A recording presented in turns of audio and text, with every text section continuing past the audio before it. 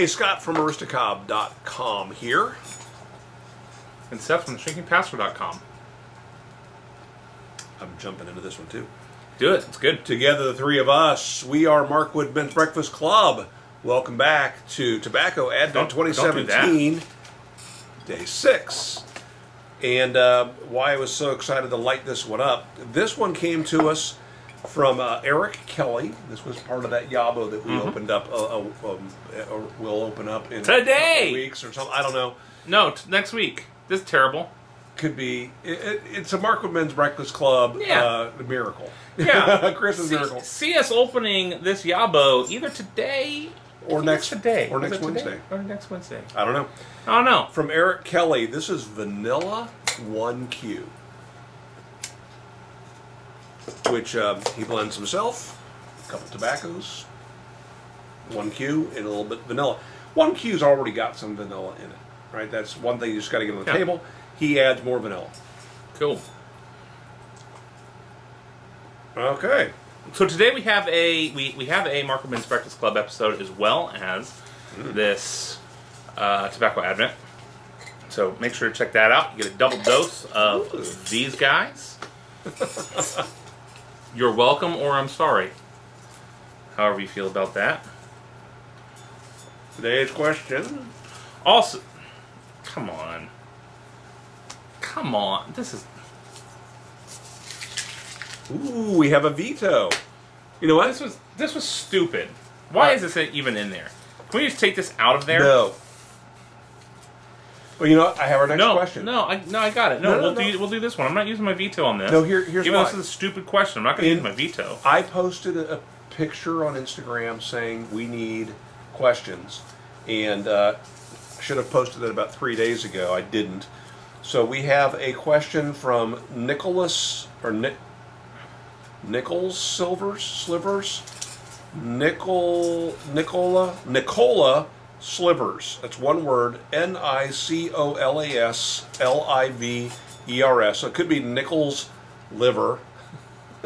He says, has your family ever had a Chevy Chase moment during the Christmas season? Something that was awful at the time, but you now look back on and laugh hysterically at? If so, I'd love to hear you share that story, and I have one that I may share. I have this answer. You can't prove that it was vetoed. That it just wasn't. All right, this too shall pass. Exist. So thank you for asking that question. It's a good one. We will have more videos that we'll be shooting as we get closer to the end of the month. So go ahead and ask a question to us. All right, we'll see if we can work it in. So yeah, my story, I'll make it as quick as I can, happened while visiting family in Denver. We went up into the mountains to the, what is it, Silverthorne area? Steamboat Springs. It's skiing area where my folks have a timeshare, and that year they happened to have it on Christmas.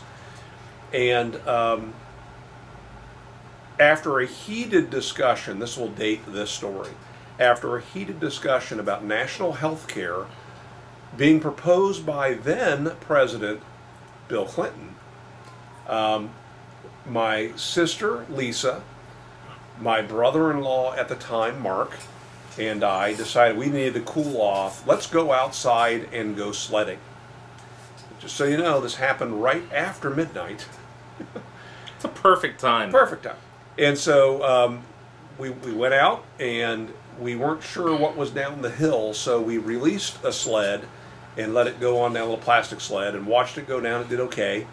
So I sit on this plastic toboggan, and I'm about to go, and my sister's starting to get very nervous about this, and she's like, Scott, are you sure you should do this? And my final words to her was, don't worry, I'm insured. And away I go down this hill at a tremendous rate of speed. Apparently I weigh more on a toboggan than an empty sled weighs. You mean to say that you may find things under the surface of the snow that a cheap plastic sled does not? Yes. No way. So my sled hits a little bit of a mogul, a little bit of a bump, and I go airborne. Not a big deal. That's happened before. But it's pitch black now by the time I'm going down this hill. and I land on a rock. I land cheek first on a rock that's shaped not unlike this shape. More like a Ginsu knife, if you will. Like, all right. And I landed, let's just say, right on my equator. And this thing tore me asunder. I tore my asunder. This story gets more and more uncomfortable for me to hear every time it's recounted. So we have video somewhere, and I think it's on like VHS-C tape, so we don't have the ability to watch it right now. One of these days, we'll send that tape off and get it converted. Actually, I think Lisa has the tape. Probably. And it's the aftermath back at the condo with me with my pants shredded, dealing with the blood and the puns that then followed for the next hour or so. Looking back on it, it's funny. To this day, I still have some soft tissue damage that makes it very difficult for me to sit for long periods of time on hard or uncomfortable seats. Especially when those seats are shaped like this. It's weird. How did I know that it was shaped like that? Because we went back in the daylight and found that rock, and my brother-in-law kicked it a couple times with his boot. It was frozen into the side of this mountain, and we have that. Now, my wife at the time, at the time was calling me PETA.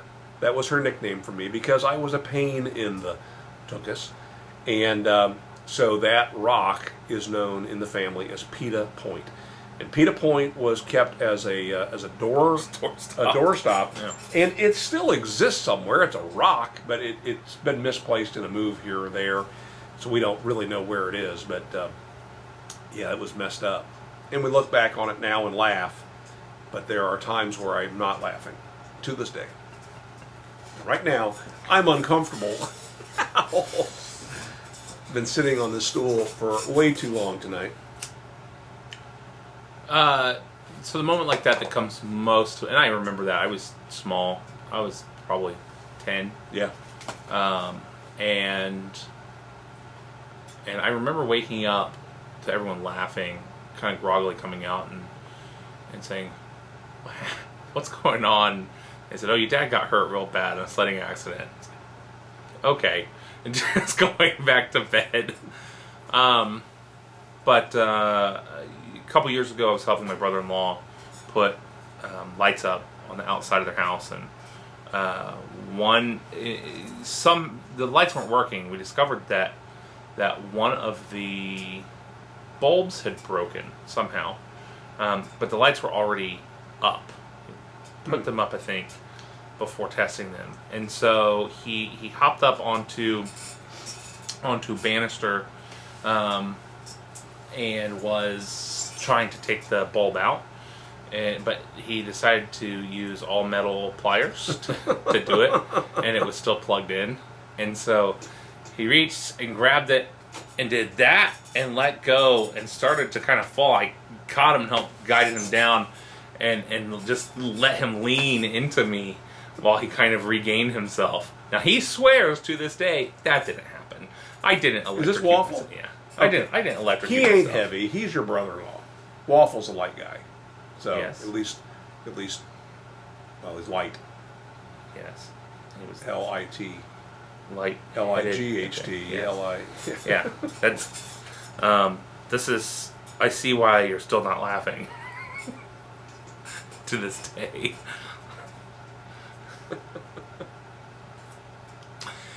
So that's my story. It's not much, but no, every holiday is a wacky holiday with my family. Something. So yeah, we're pretty much Christmas vacation in real life.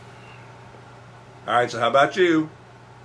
What's your answer? This is one you gotta turn on your camera and shoot a video response. Please post the link to the URL in the comments below, and or post a comment below. and we'd love to hear your story. So that's it for day 6. We'll talk to you again tomorrow. Don't forget to check out today's Markleman's Breakfast Club normal video as well. Man, we're crazy. Why'd we do that? Because we do it every year. are That's why. Yeah. Yeah, just can't say no. Make it a great day. We'll see you tomorrow. See ya.